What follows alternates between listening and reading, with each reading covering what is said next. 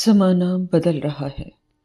अब लड़कियों को भी उनके माँ-बाप आगे बढ़ने के बराबर अवसर दे रहे हैं, किंतु समाज में बदलाव के कट्टर विरोधी लोग अब भी अपने तानों से, अपने बेबुनियाद तर्कों से लड़कियों के आगे बढ़ते हुए कदमों को रोकने की कोशिश में लगे रहते हैं। दुर्भाग्यवश महिलाएं ही महिलाओं की प्रगति के आड़े आ रही हैं।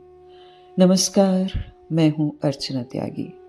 एक बार फिर से आपके साथ हिंदी लेखक परिवार के YouTube चैनल पर, और आज लेकर उपस्थित हूं वरिष्ठ साहित्यकार सुशीला साहू जी द्वारा लिखित एक कहानी जिसका शीर्षक है बदलते दौर। प्रस्तुत करती हूं उनकी लिखी हुई यह कहानी। राधिका अपनी स्कूटी खड़ी करके जैसे ही घर में आई, तरुणा आंटी की आवाज सुनाई दी। कौशल्या बहन, राधिका के हाथ कब पीले कर रही हो?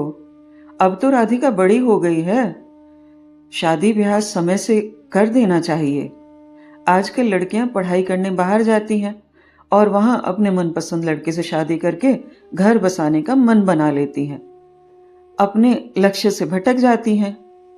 कौशल्या बोली, नहीं, हमारी बेटी बहुत संस्कारी है, हमने उसे अच्छी तालीम दी है। राधिका बेटी ऐसा नहीं करेगी, मुझे पूरा विश्वास है।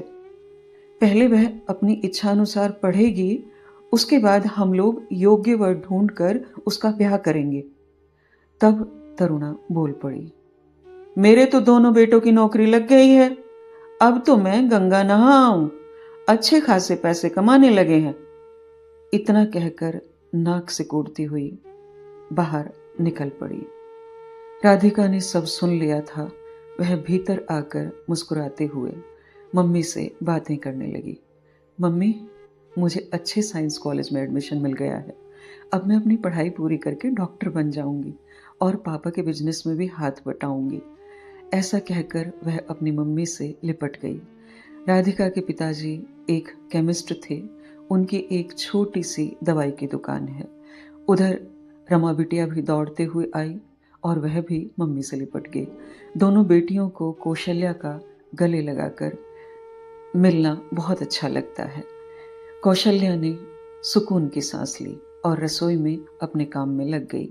राधिका के पापा भी बेटियों को अच्छी शिक्षा देने के पक्ष में थे, लेकिन कौशल्या के मन में बार बार तरुणा की बातें गूंजती रहती। वह सोच में पड़ गई। माँ जो ठहरी, तरह तरह के बुरे ख्याल कभी कभी मन में आने ही लगते।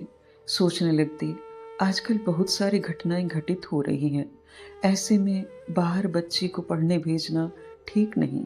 हमारी तो 2 ही बेटियां हैं, हमारा सहारा तो इन 2 बेटियों के अलावा कोई है भी नहीं। सोच सोच कर वह थोड़ा उदास भी रहने लगी। एक दिन राधिका के पापा ने पूछा, क्या बात है कौशल्या, आजकल कुछ चिंतित रहती हो? नहीं, ऐसी कोई बात नहीं है, कौशल्या ने उत्तर दिया। तो वे फिर बोले, नहीं नहीं, कुछ बात तो है, क्या छिपा रही हो मुझसे? अरे, आपसे क्या छिपाना है। वह तरुणा आई थी, बोल रही थी राधिका बड़ी हो गई है, अब उसकी शादी कर देनी चाहिए। इसी तरह कौशल्या ने सब कुछ बता दिया जो तरुणा ने उससे कहा था। राधिका के पापा मुस्कुराए, तुम भी कौशल्या, कहाँ उस औरत के चक्कर में पड़ गई।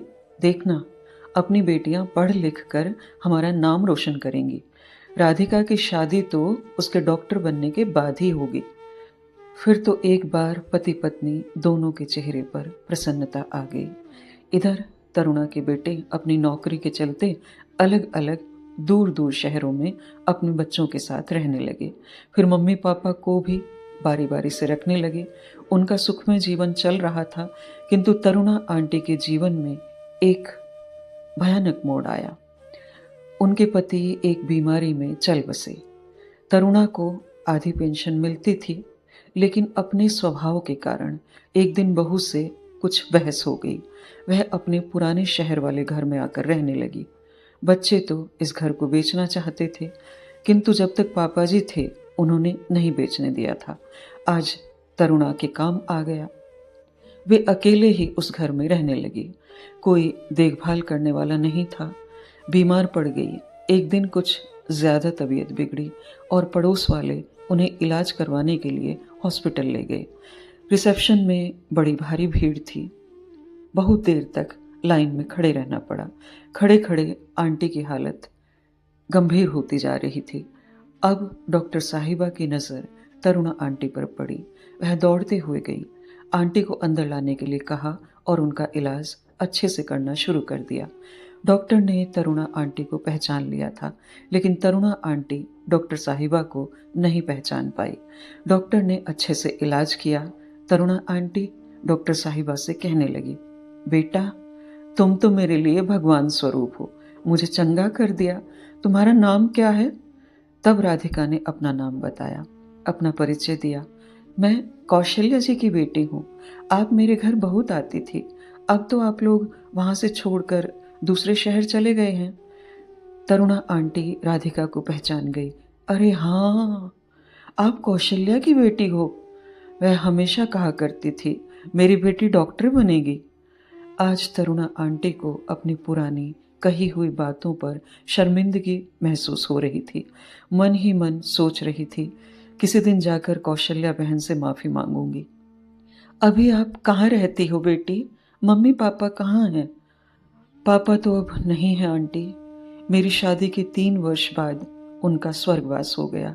अब तो छोटी बहन रमा की भी शादी हो गई।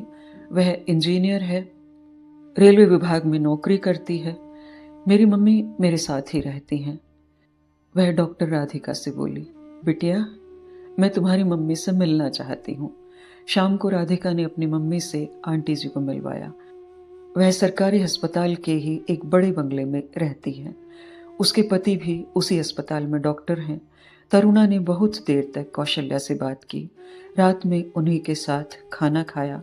अपनी पुरानी सोच पर बहुत शर्मिंदा होकर वह कौशल्या से माफ़ी मांगने लगी, तो कौशल्या ने विनम्रतापूर्वक गले लगा लिया और समझाने लगी, देखिए बहन जी, हमारी तो 2 लड़कियां ही हैं। हमने उनकी इच्छाओं का सम्मान किया, तो आज सम्मान मिल रहा है। और आज के ज़माने में पढ़ी लिखी लड़कियों की तो हर जगह इज्जत होती है। समय के साथ हमें भी बदलना होगा। बेटी हो या बेटा, दोनों को समान अधिकार मिलना चाहिए। आज बेटियां राष्ट्रपति, प्रधानमंत्री बनकर देश चला रही हैं, एयर होस्टेस बनकर आसमान में उड़ रही हैं, तो कितनी बेटियां एवरेस्ट फतेह करके आई हैं। यहाँ तक कि अंतरिक्ष में भी बेटियां गई हैं। खेल के क्षेत्र में हो या सेना के क्षेत्र में, कोई भी क्षेत्र बेटियों से अछूता नहीं है।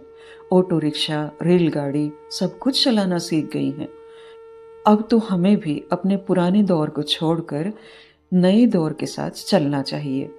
इसलिए बदलते दौर के साथ पढ़ाई लिखाई, नौकरी, सब क्षेत्र में बेटा बेटी दोनों को समान अधिकार प्राप्त होना ही चाहिए। हमारा संविधान भी तो सबको समानता का अधिकार देता है। तरुणा चुपचाप कौशल्या की बातें सुनती रही और सोचती रही, हाँ, हमें लड़के और लड़की में कोई अंतर नहीं समझना चाहिए। यह थी वरिष्ठ साहित्यकार सुशीला साहू जी की लिखी हुई एक कहानी, बदलते दौर।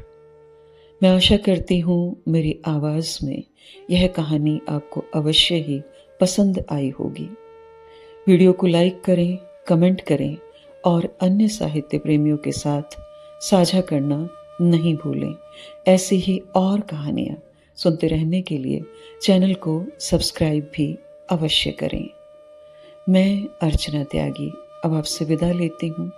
फिर मिलते हैं एक और कहानी के साथ बेहतरीन कहानियों के सफ़र में। धन्यवाद। अगर आपको रचना पसंद आती है तो लाइक्स और कमेंट्स ज़रूर करें और शेयर कीजिए।